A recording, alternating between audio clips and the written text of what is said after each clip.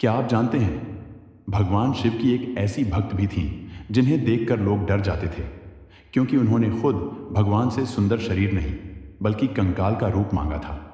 उनका नाम था कारायकाल अम्मैयार।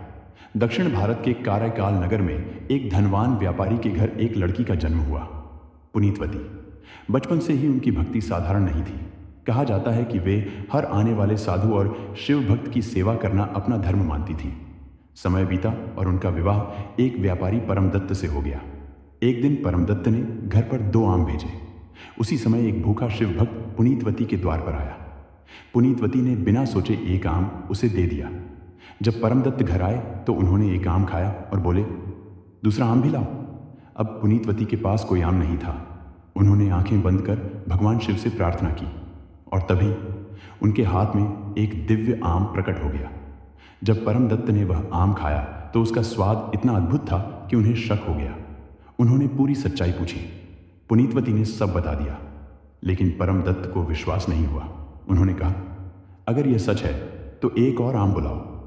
पुनीतवती ने फिर प्रार्थना की और एक और आम प्रकट हुआ, लेकिन जैसे ही परमदत्त ने उसे छुआ वह क्षण भर में गायब हो गया।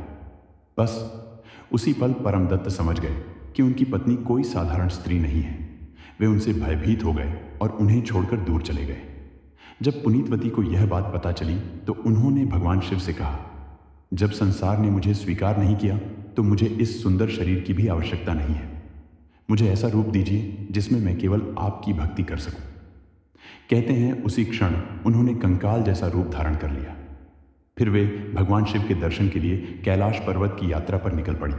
लेकिन जब कैलाश पहुंची तो उन्होंने सोचा, यह तो मेरे प्रभु का पवित्र स्थान है, मैं यहाँ पैरों से कैसे चल सकती हूँ। और फिर उन्होंने हाथों के बल चलकर कैलाश की चढ़ाई की।